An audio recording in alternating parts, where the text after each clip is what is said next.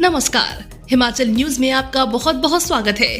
चलिए शुरू करते हैं आज की 10 फटाफट बड़ी खबरों से। हिमाचल की बिगड़ी आर्थिक हालत, सीएम सुक्खू का ऐलान, 2 महीने की सैलरी नहीं लेंगे सीएम।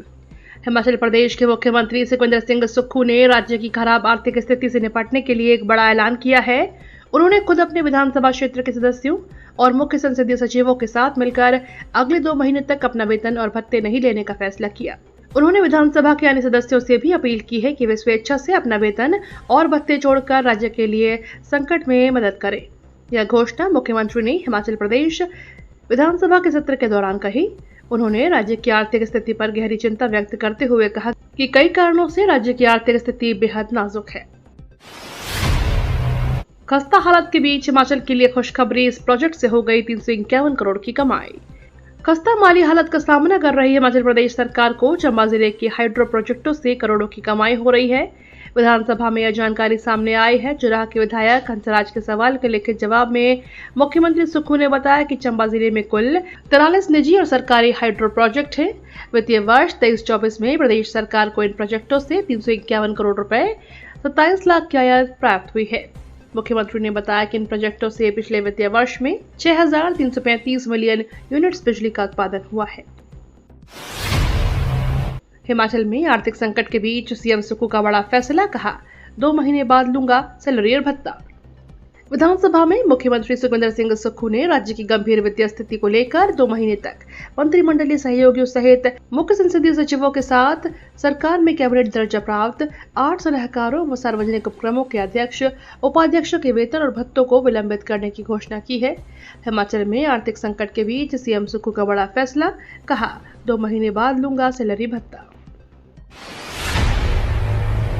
हिमाचल में करुणामूलक आधार पर 1415 मामले लंबित, 1 साल में 180 लोगों को दी गई नौकरी। हिमाचल प्रदेश में करुणामूलक आश्रित लंबे समय से सरकार ने नौकरी की मांग कर रहे हैं।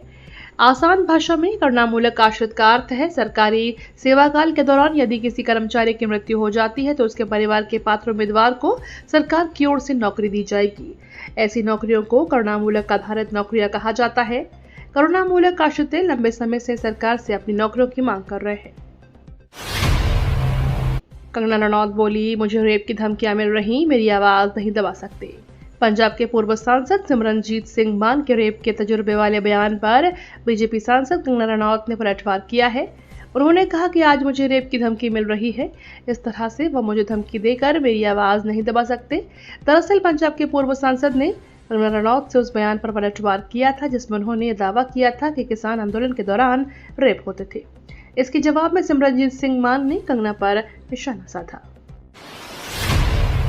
हिमाचल के डीजीपी तक के पास नहीं सरकारी आवास, शिमला में 41 सरकारी आवास खाली लेकिन रहने लायक नहीं। हिमाचल प्रदेश विधानसभा में तीसरे दिन सरकारी आवासों की कमी का मामला गूंजा। ज्वालाजी से कांग्रेस विधायक संजय रत्न ने इस संदर्भ में सवाल किया था। सवाल के जवाब और फिर अनुपूरक सवालों में कई दिलचस्प खुलासे हुए। एक खुलासा यह हुआ कि शिमला में 41 सरकारी आवास खाली है लेकिन उसकी दशा ऐसी है कि वो रहने लायक नहीं है। आलम यह है कि हिमाचल प्रदेश के मुखिया यानी डीजीपी तक के पास सरकारी आवास नहीं है। एनपीसीआई का ऐलान, मोबाइल नंबर से होगा फास्टैग का भुगतान। भारतीय राष्ट्रीय भुगतान निगम ने फास्टैग यूजर्स को खुशखबरी दी है। एनपीसीआई ने ऐलान किया है कि फास्टैग का भुगतान मोबाइल नंबर से किया जा सकेगा। जल्द ही ये सुविधा उपलब्ध होगी। एनपीसीआई ने ग्लोबल फिनटेक फेस्ट 2024 की कुछ फोटो एक्स पर शेयर करते हुए लिखा, एनपीसीआई की ओर से एक और अग्रणी इनोवेशन, सिर्फ मोबाइल नंबर का इस्तेमाल करके सरलीकृत फास्टैग भुगतान के साथ सादगी की शक्ति का अनुभव करें और आगे बढ़ते रहे।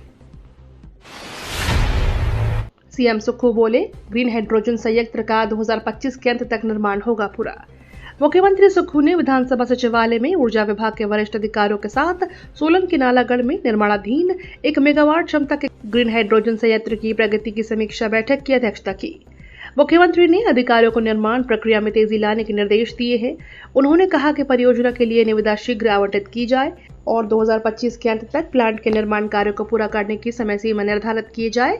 मुख्यमंत्री सुक्खू ने प्रदेश सरकार हिमाचल को 31 मार्च 2026 तक हरित ऊर्जा राज्य बनाने के लिए प्रतिबद्धता के साथ कार्य कर रही है। शराब ठेका नीलामी में घोटाले की बू, बीजेपी का विधानसभा से वॉकआउट। हिमाचल प्रदेश विधानसभा का मानसून सत्र जारी है। मानसून सत्र के तीसरे दिन प्रश्नकाल के दौरान शराब के ठेले की नीलामी के मामले में जमकर हंगामा हुआ। यह सवाल विपक्ष के सदस्य रणधीर शर्मा, सुरेंद्र शौरी के साथ डीएस ठाकुर ने पूछा था। इस पर मुख्यमंत्री सुखविंदर सिंह सुक्खू ने सदन में जवाब दिया। मुख्यमंत्री के जवाब से असंतुष्ट होकर विपक्ष ने सदन से वॉकआउट कर दिया। विपक्ष मुख्यमंत्री सुखविंदर सिंह सुक्खू से नाराज भी नजर आया। हिमाचल के राशन डिपो का सर्वे करेगी केंद्रीय टीम। हिमाचल प्रदेश के राशन डिपो में मिल रहे राशन की गुणवत्ता को जांचने के लिए केंद्रीय कमेटी हिमाचल का दौरा कर रही है। यह कमेटी प्रदेश के सभी डिपो का सर्वे करेगी। सर्वे के दौरान यह देखा जाएगा कि जो राशन लोगों को दिया जा रहा है वह पोषक तत्वों से लेस है या नहीं।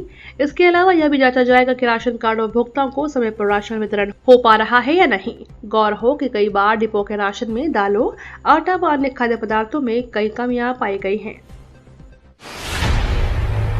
पालमपुर में बनेगा बड़ा कन्वेंशन सेंटर, सीएम ने किया ऐलान। मुख्यमंत्री सुक्खू ने पर्यटन विभाग की परियोजनाओं की समीक्षा बैठक की अध्यक्षता करते हुए अधिकारियों को निर्देश दिए हैं कि लोगों को लाभान्वित करने के लिए महत्वपूर्ण अधोसंरचना कार्यों के क्रियान्वयन में तेजी लाई जाए।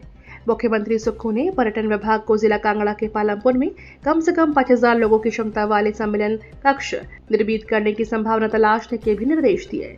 उन्होंने कहा कि इस तरह के निर्माण कार्यों से राज्य में पर्यटन क्षेत्र को प्रोत्साहन मिलेगा। मुख्यमंत्री ने हेलीपोर्ट्स और होटलों सहित पर्यटन की परियोजनाओं का समयबद्ध पूरा करने की आवश्यकता पर बल दिया।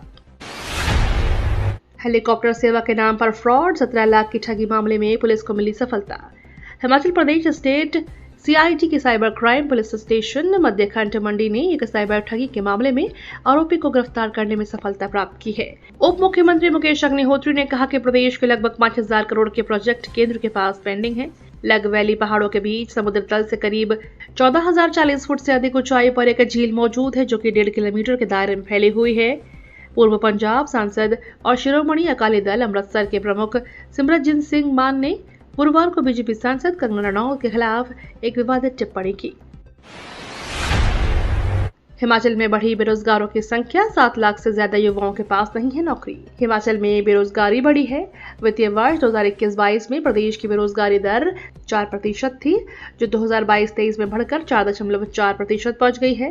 प्रदेश में 7 लाख पंजीकृत बेरोजगार हैं। विधायक डॉक्टर जनकराज के प्रश्न पर लिखित जवाब में सरकार ने यह जानकारी सदन में दी। सरकार ने बताया कि प्रदेश के रोजगार कार्यालयों में जुलाई 2024 तक अनुसूचित जाति के पंजीकृत बेरोजगारों की संख्या 1,95,386 व अनुसूचित जनजाति के पंजीकृत बेरोजगारी की संख्या 42,483 है। सरकार ने बताया कि यह जानकारी जरूरी नहीं कि सभी पंजीकृत युवा बेरोजगार है। भूस्खलन से राज्य में 135 सड़कें ठप, 132 बिजली ट्रांसफार्मर और 54 जलापूर्ति स्कीमें भी बाधित। हिमाचल प्रदेश के कई भागों में बारिश का कहर लगातार जारी है। राजधानी शिमला में रुक रुक कर बारिश का दौर जारी रहा। मानसून सीजन के दौरान प्रदेश के मौसम में बड़ी ठंडक के बीच रोहतांग में हल्का हिमपात हुआ। जगह जगह भूस्खलन के चलते राज्य में एक नेशनल हाईवे सहित 135 सड़कें यातायात के लिए ठप रहीं। एक पुल भी बाधित है। राज्य में 132 बिजली ट्रांसफार्मर भी प्रभावित हैं। इसमें कई भागों में बिजली आपूर्ति ठप है। जियो ने लॉन्च किया AI phone call feature. Reliance Jio ने अपने यूजर्स के लिए नई AI powered service Jio phone call AI launch कर दिया है। इस फीचर के साथ यूजर कॉल को रिकॉर्ड, ट्रांसक्राइब और फोन कन्वर्सेशन ट्रांसलेट कर सकेंगे। यह नया फीचर कनेक्टेड इंटेलिजेंस का हिस्सा है। इस सर्विस के साथ जियो यूजर्स को फोन कॉल पर एआई के साथ साथ अलग अलग भाषाओं को सर्च, शेयर करने और समझने में मदद मिलेगी। ये तो थी आज की 10 बड़ी खबरें। डेली खबरों से अपडेट रहने के लिए चैनल को सब्सक्राइब करना बिल्कुल ना भूलें।